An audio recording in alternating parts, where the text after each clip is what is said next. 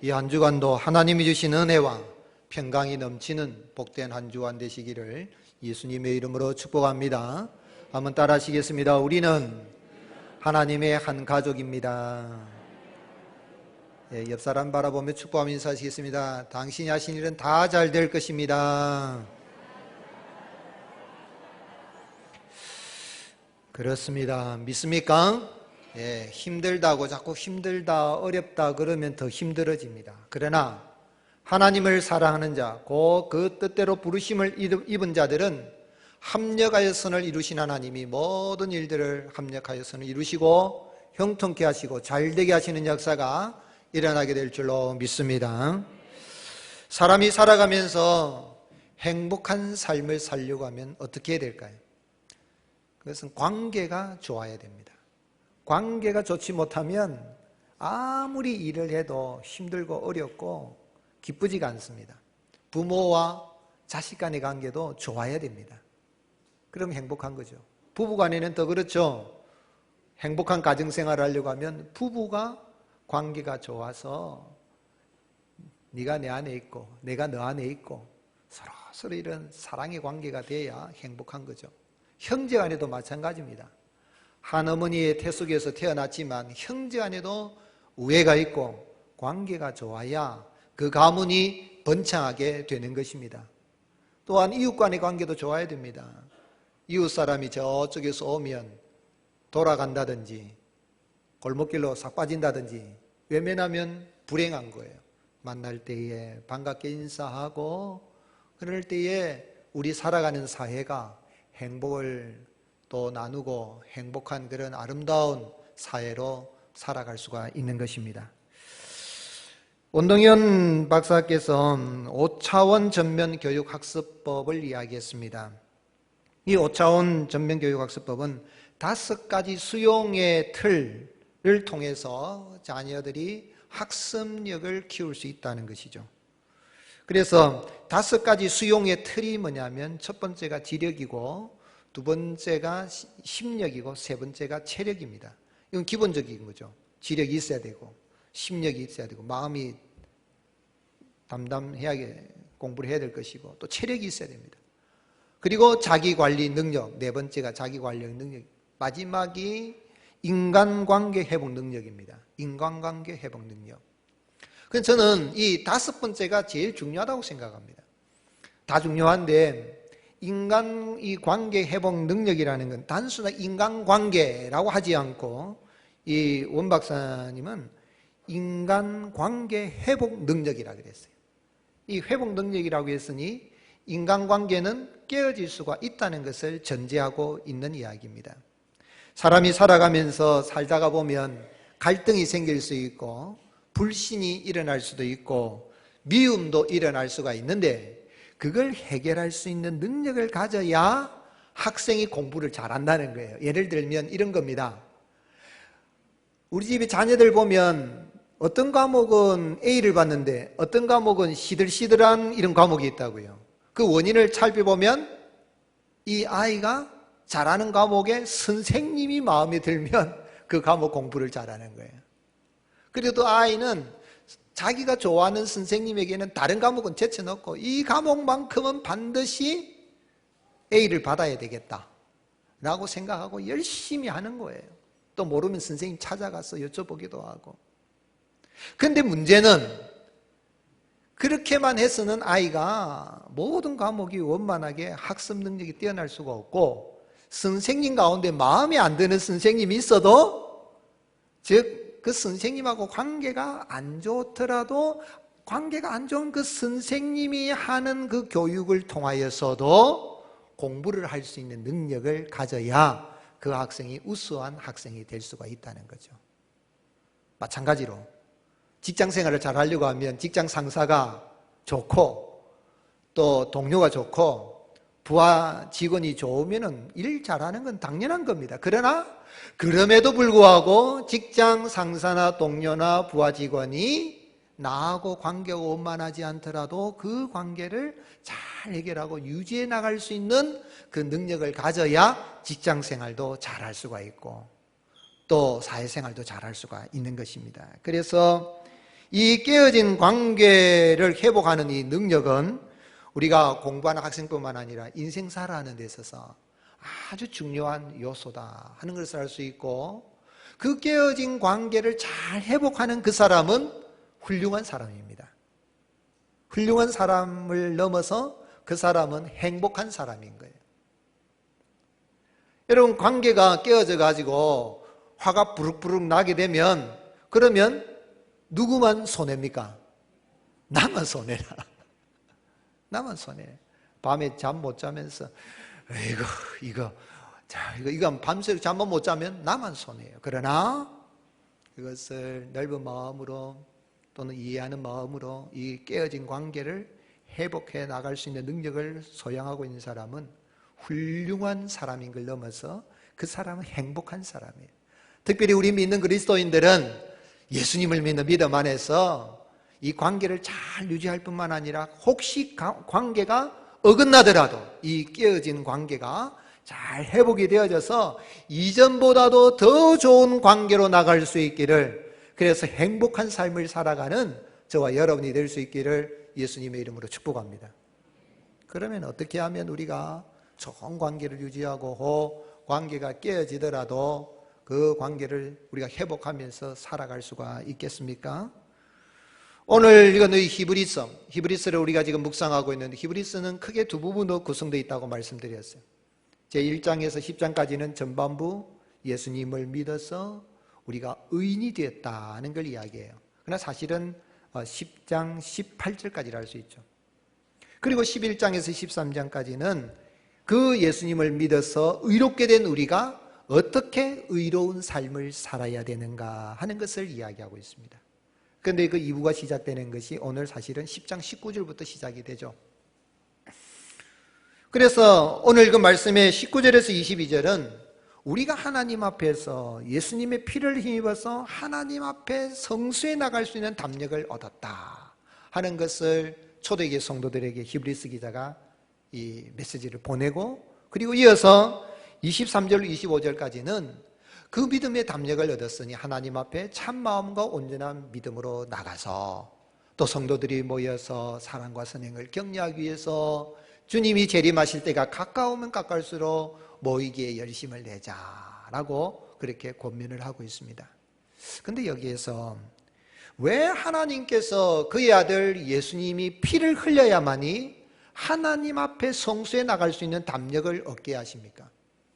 우리 하나님이 전능하신 하나님이라면 예수님, 하나님의 독생자 예수님이 피를 흘려 죽지 않으시고라도 인간을 구원하실 수 있는 능력이 있습니까? 없습니까?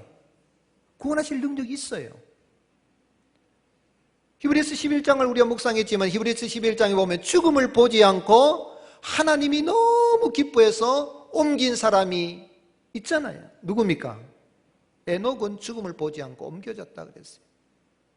하나님 하실 수 있어요. 그런데 왜 하나님이 꼭 독생자 예수님, 그의 아들을 피 흘려서 죽게 해야만이 지성소의 시온소 보좌 앞에 나오게 하는가?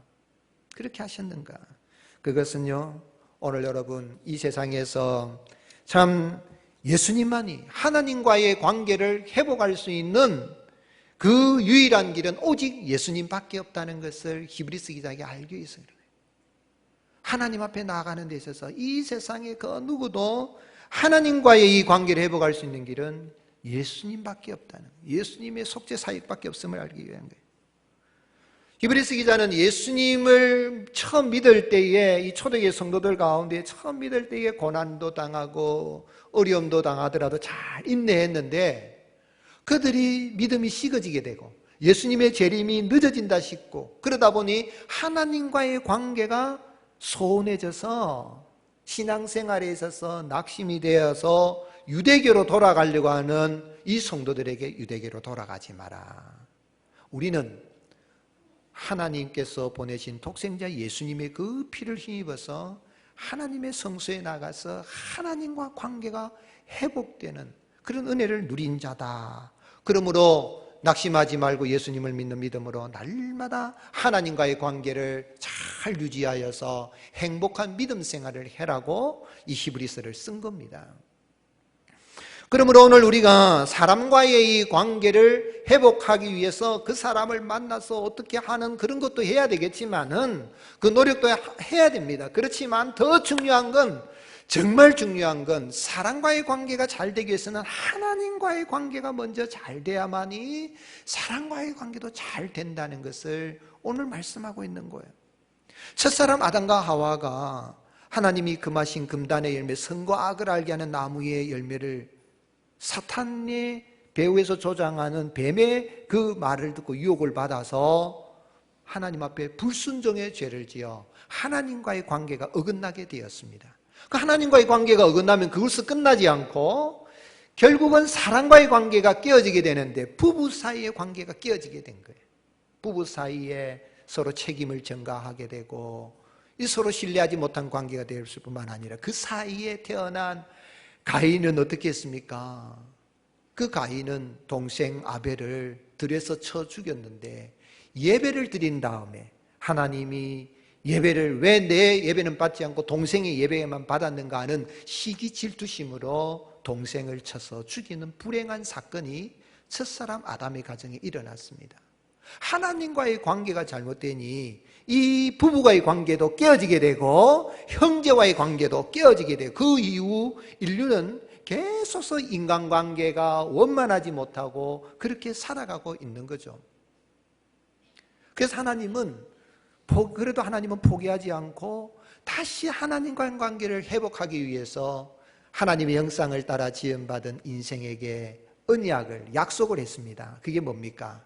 여자의 후손이 오게 되면 사람을 유혹한 뱀의 머리를 밟아서 깨뜨리고 하나님과의 관계가 회복이 되어서 구원을 받고 하나님과 교제하고 하나님의 복을 받게 될 것이다 라고 창세기 3장 15절에 이런 약속을 했습니다.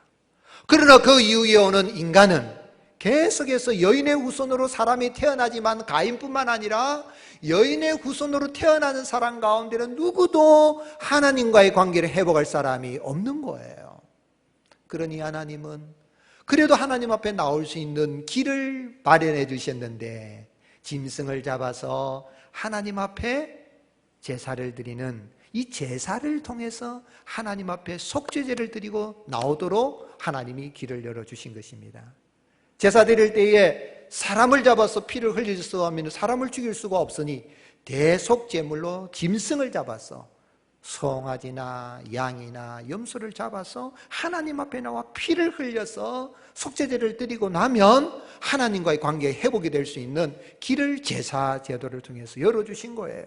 그러나 그 짐승의 피로는 영원히 하나님과의 관계가 회복되지 않으니 하나님이 이 구원 언약을, 이 성경을 기록해 나가는 가운데에 하나님이 여인의 후손으로 이제 오게 되는 그가 하나님과의 관계 회복시킬 것이라 그랬는데 여인의 후손으로 오는 사람 가운데 어느 누구도 하나님 관계를 회복할 수가 없으니 하나님이 친히 성경의 원저자이신 하나님이 아담과 하와의 후손들을 구원하시기 위해서 성경 속으로 들어오셨는데 그분이 누굽니까?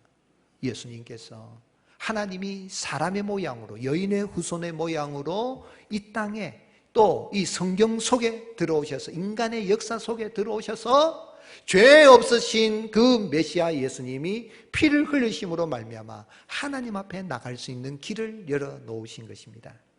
그래서 오늘 말씀에 뭐라고 이야기했습니까? 히브리서 오늘 읽은 19절 20절에 보면 그러므로 형제들아 우리가 예수의 피를 힘입어 성소에 들어갈 담력을 얻었나니 그 길은 우리를 위하여 휘장 가운데로 열어놓으신 새로운 살 길이요 또한 휘장이요 휘장은 곧 그의 육체니라 그랬어요.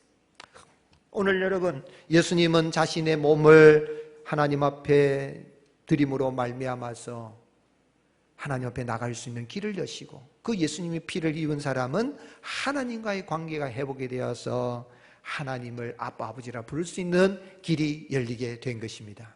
실제로 예수님이 십자가에 운명하실 때에 마태복음 27장 51절에 이에 성소 휘장이 위로부터 아래까지 찢어져 둘이 되고 땅이 진동하며 바위가 터졌다 그랬어요. 근데 가만히 생각해 보면 예수님이 죽으신 곳이 어디입니까? 예수님이 돌아가신 곳이 어디죠? 골고다 언덕입니다. 해골의 곳이라는 골고다 언덕, 갈보리, 골고다 같은 말이에요. 그런데 이 골고다 언덕에 예수님이 돌아가셨는데 사실은 하나님 앞에 나아가는 속죄제를 드리려고 하면 어디에서 죽어야 됩니까? 성전에서 죽어야 됩니다. 그런데 예루살렘 성전에서 예수님 죽으신 거 아니에요. 또 성전에서 죽었을 뿐만 아니라 그 성전에서 피를 가지고 속죄소에 뿌려야 되거든요. 그런데 예수님이 속죄소에 피를 뿌린 거 아니거든요. 예수님은 성전도 아니고 성전이 있는 예루살렘 밖에 그냥 버림받은 땅 해골의 곳 골고다 언덕에서 돌아가셨는데 그 골고다 언덕에 돌아가신 것이 오늘 히브리서 기자가 설명하고 있는 뭐냐면 사실 땅에 있는 성전은 그림자고 본체는 어디에 있습니까? 하늘에 있다는. 그래서 예수님은 골고다에서 사람들에게 버림받아서 예루살렘 성 밖에서 죽으셨지만은 사실은 본체되는 하늘 성소에 예수님이 단번에 속죄제를 드리실 때에 하늘 성소에 들어가셔서 단번에 그 피를 뿌려서 정결케 하여서 누구든지 하나님 앞에 나올 수 있는 길을 열어 놓으신 것입니다. 그래서 예수님 친히 뭐라고 말씀하셨습니까? 잡히시던 전날 밤에 예수님은 친히 유명한 말씀이죠. 우리가 다 외우는 말씀이에요. 요한복음 14장 6절 같이 읽겠습니다. 시작. 예수께서 이르시되 내가 곧 길이요 진리요 생명이니 나로 말미암지 않고는 아버지께로 올 자가 없나니라. 아멘. 우리 예수님은 참으로 우리의 모든 죄를 다 속량하신 대제사장이시요 완전한 하나님으로서 그 예수님을 믿는 사람은 하나님 앞에 나아가서 하나님과의 관계가 회복이 되고 하나님을 아빠 아버지라 부를 수 있게 되고 하나님이 주시는 복을 누리게 되는 것입니다. 그런데 그 예수님은 완전한 사람이실 뿐만 아니라 완전한 하나님이십니다. 죄를 용서해 주시는 완전한 하나님이십니다.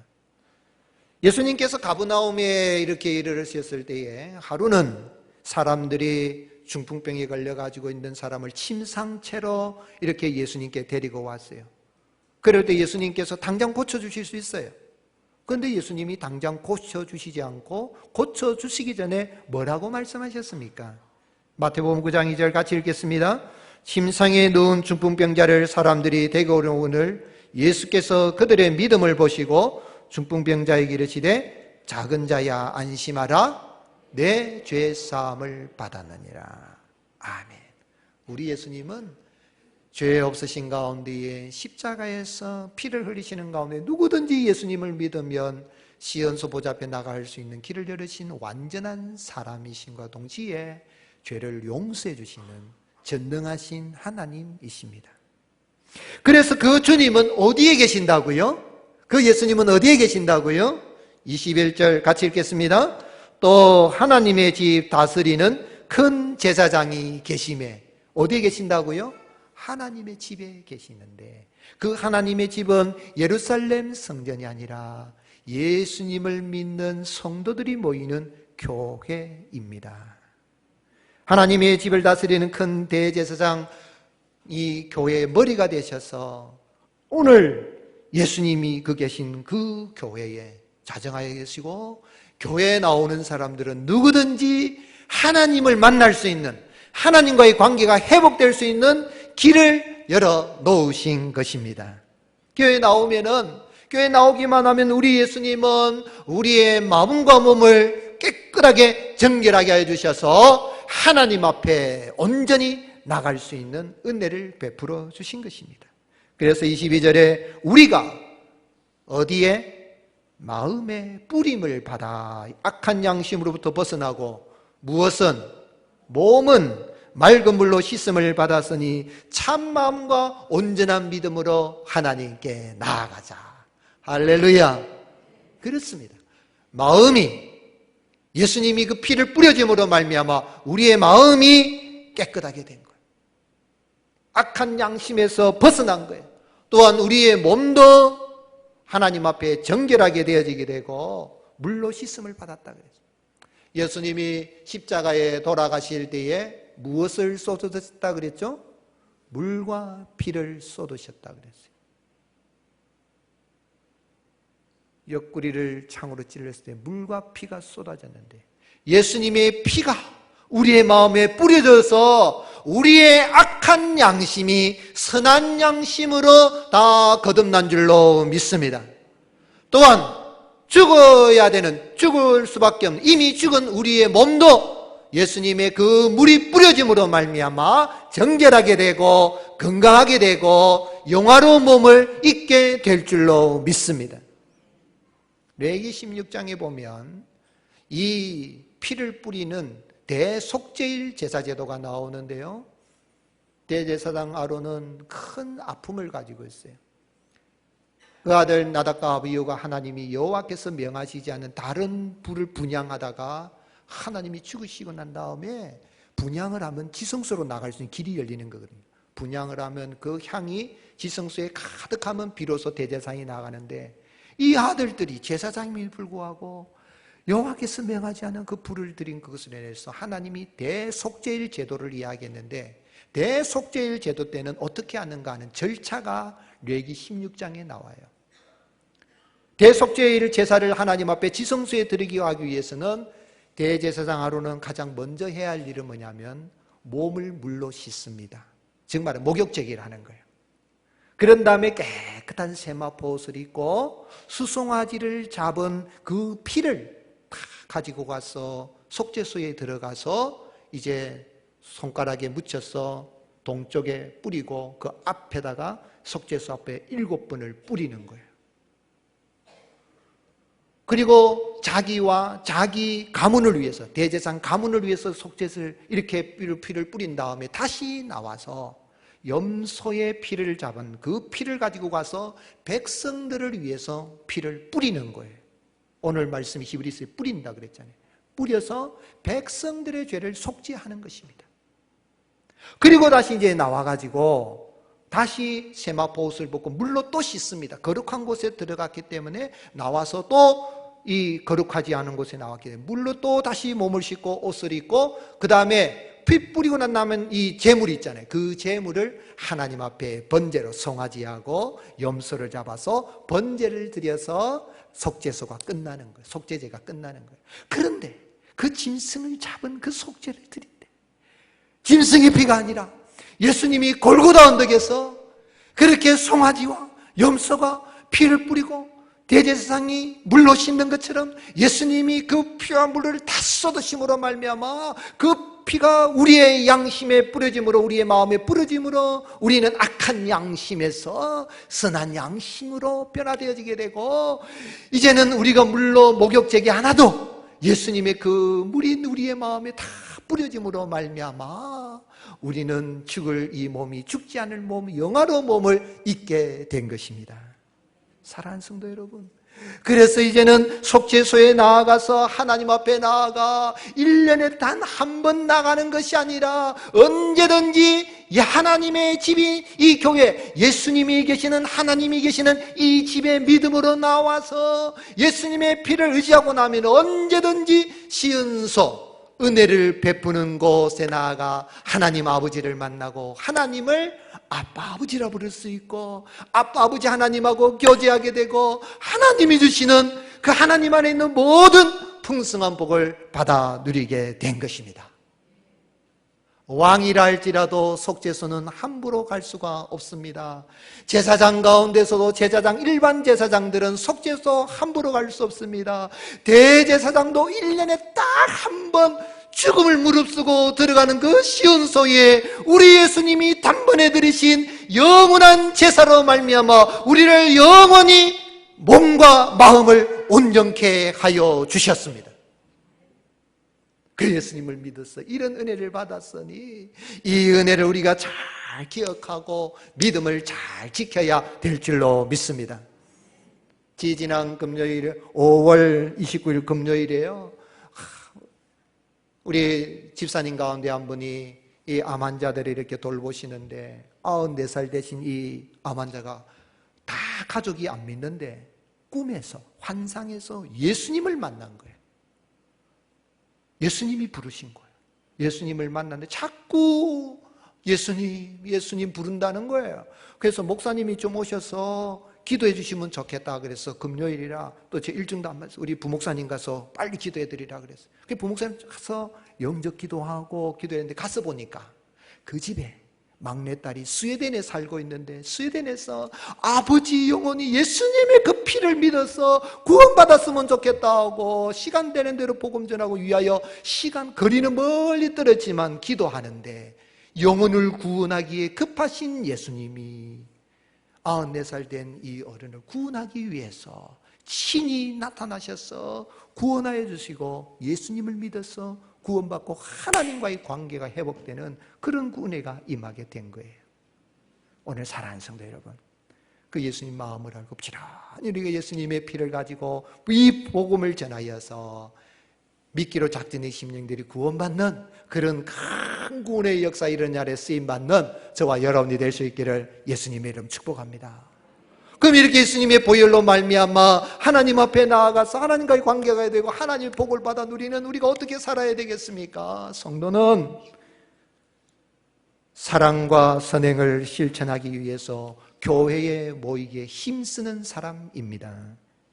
왜 코로나19가 극성인데 예수쟁이들은 자꾸만 교회 가는가? 교회 가면은 감염되면 어떡하려고 하느냐? 교회 가지 마라! 라고 말하는데도 왜 나옵니까? 교회는 누구의 집이라고요? 하나님의 집. 교회는 누가 계신다고요?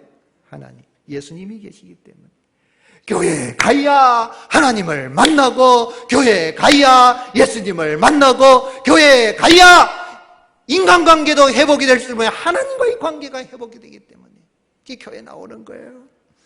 청와대 가면 대통령은 만날 수 있지 몰라도 하나님은 만날 수 없어요. 국회도 중요하고 대법원도 중요하고 우리가 학교도 가야 되고 마트도 가야 되고 영화관도 갈 수도 있고 체육관도 가고 가야 됩니다. 그러나 많은 집들과 건물들이 있지만 하나님을 만날 수 있고 예수님을 만나서 하나님 앞에 나갈 수 있는 은혜를 입는 것은 교회 외에는 없습니다. 왜요? 교회는 하나님의 집이요 교회는 예수 그리스도의 몸이기 때문에 그렇습니다. 그래서 이브리스 기자가 뭐라고 이야기합니까? 예수님을 믿는 그 믿음을 잘 지켜서 예수님이 오실 날이 다가옴을 안다면 어떻게 해라? 24절 25절 같이 읽겠습니다. 서로 돌아봐 사랑과 선행을 격려하며 모이기를 피하는 어떤 사람들의 습관과 같이 말고 오직 권하여 그날이 가까움을 볼수록 더욱 그리하자. 표준 3번역에는 쉽게 또 번역했어요. 그리고 서로 마음을 써서 사랑과 선한 일을 하도록 격려합시다. 어떤 사람들과 같이 모이는 일을 그만두지 말고 서로 격려하여 그날이 가까이 오는 것을 볼수록 더 힘써 모입시다. 어떤 목사님에게 어떤 분이 찾아와서 말합니다. 목사님 왜 자꾸 교회 오라 그럽니까? 교회 안 가도 하나님 어디나 계시잖아요. 맞습니까? 틀립니까? 하나님 어디나 계셔요.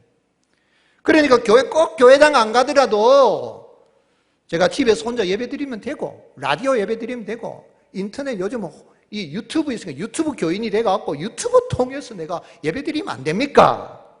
그렇게 이야기했어요. 그래도 목사님이 가만히 있다가 벽난로에서 조개탄을 타고 있는데 조개탄 하나 꺼내가지고 밖에다 나왔더니 조금 있으니 조개탄이 꺼져버려요. 다시 조개탄을 그 난로 속에 넣으니까 어떻게 됩니까? 불이 붙는 거예요. 이거하고 똑같아요. 나 혼자서 믿음 지켜 할 수도 있겠지만 교회 가야 하나님을 만나면 내 신앙에 불이 붙고 내가 살고 그런 은혜를 입을 수 있기 때문에 교회 오는 것이다 하는 것을 그걸 보여준 거예요. 영국의 어느 신문사 편집인에게 어떤 사람이 독자가 편지를 보냈어요. 일요일마다 교회 가는 거 아무 의미 없습니다. 제가 30년 동안 빼놓지 않고 교회 다녀가지고 목사님의 설교를 3,000번 이상 들었는데 목사님 설교도 기억도 안 납니다. 아마 여러분 예배 마치고 나갈 때 제가 오늘 제목이 뭐예요? 아마 기억 못하는 분이 혹 있을 수도 있을 거예요. 목사님 설교 기억도 안 나는데 목사님이 그런 기억도 안 나는 설교할 바에야 차라리 다른 일하고 사는 게 낫습니다. 그리 말한 거예요. 제가 전도에 나가면 그렇더라고요. 전도해가지고 주면은 어떤 분은 그래. 아유, 생긴 건 매콤하게 생겨가지고 이런 거 하지 말고 정직하게 벌어먹고 사소. 그러는 거예요. 그럼 싸울 수도 없고, 아이고, 예, 그렇죠. 그래도 예수님 믿어야 됩니다. 그 이야기죠. 그런데 사람들이 이제 댓글을 달죠. 가는데 어떤 사람이 이제 글을 달았어요. 반응을 하는데 뭐라고 이야기했냐면, 저는 결혼한 지 30년이 지났습니다. 그동안 제가 밥을 몇 번 먹었냐면 32,850번의 밥을 먹었습니다. 식사를 했습니다. 근데 아내가 대부분 다 요리해 줬는데 아내가 무슨 요리를 해줬는지 다 기억 못합니다. 분명히 뭐 아내가 잘한 거 있긴 한데 그 메뉴를 다 기억 못하는데 그 아내가 만들어준 밥을 먹고 음식을 먹어서 제가 살았지, 만약에 그 음식이 없다면 나는 벌써 굶어 죽었을 것입니다. 여러분, 수혜전에 나와서 하나님을 만나고 생명의 양식을 먹고 그러므로 우리가 살게 되고 하나님 앞에서 하나님과의 관계 회복될 뿐만 아니라 사랑과의 관계도 회복되는 은혜를 누리게 될 줄로 믿습니다. 그래서 그리스도인들 모여서 왜 교회 나옵니까? 하는 일은, 교회는 사랑을 나누는 곳이, 한번 따라 합시다. 교회는 하나님의 사랑을 나누는 곳입니다. 교회 와서 사랑하는 거예요.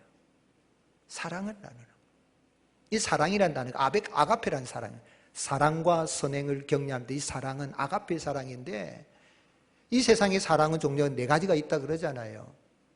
예쁘기 때문에, 친구니까, 내가 낳은 자식이니까 하는 사랑은 그러한 에로스의 사랑과 필레오의 사랑과 스톨기의 사랑은 조건적인 사랑이에요. 부모의 사랑이 참, 스톨기의 사랑도 참 중요하지만 그래도 내 자식이니까 사랑하는 거예요. 그런데 아가페의 사랑은 하나님의 사랑인데, 이것은 죄인임에도 불구하고 원수임에도 불구하고 하는 사랑 말하는 거예요. 이 사랑은 인격적인 사랑이요, 의지적인 사랑입니다. 한번 따라 합시다. 의지적으로 사랑합시다. 의지적으로 사랑을. 우리를 핍박한 사람이 있어도, 그래, 주님이 날 사랑하셨으니까, 인간인 나는 사랑 못해도 예수님의 사랑을 받았으니까 내가 사랑한다. 죄인임에도 불구하고, 나를 힘들게 함에도 불구하고, 내가 사랑하면 내가 손해볼 것인 것을 뻔히 알매도 불구하고도 내가 사랑하는 그 사랑이 바로 아가페의 사랑이요, 의지적인 사랑이요, 무조건적인 사랑이요, 따라합시다. 인격적인 사랑입니다. 사랑은요, 인격적으로 하는 거예요. 우리 예수님이 사랑을 하라고 제자들에게 잡히신 날 밤, 너희가 서로 사랑하라.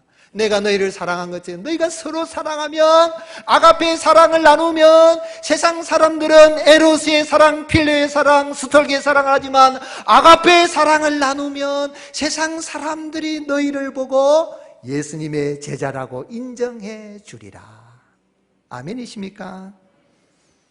말 한마디라도 따뜻한 말을 할 수 있기를 주님의 이름 축복합니다. 장기하고 까투리가 만났어요. 장기는 뭐죠? 예, 꿩은 꿩인데, 예, 순놈. 까투리는 암놈. 이 둘이 사랑을 하니까 결혼을 이제 하게 된 거예요.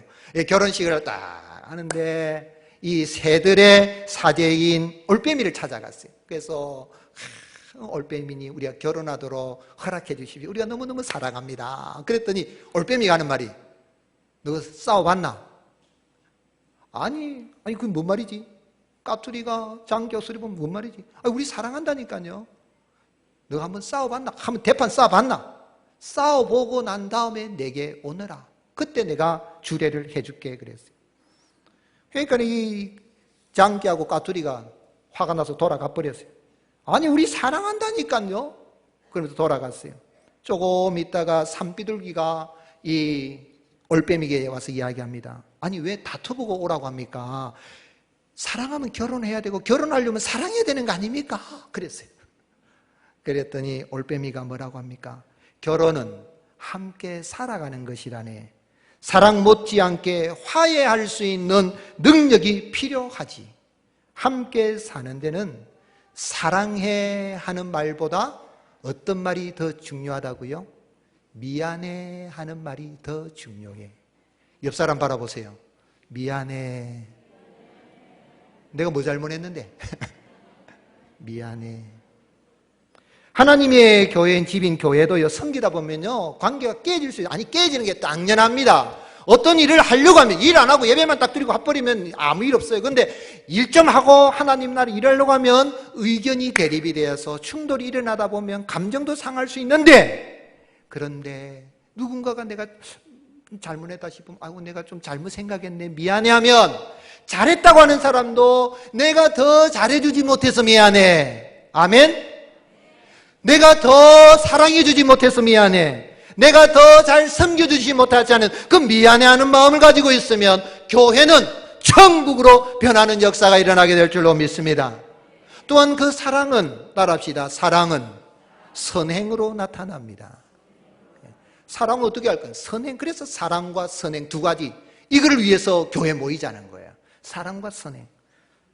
예수님이 마태복음 5장 16절에 이같이 너희 빛이 사람 앞에 빛이 가여 그들로 너희 무엇을 보고? 착한 행실을 보고. 한번 따라합시다. 예수님 믿는 사람은 착한 사람입니다. 아멘이십니까?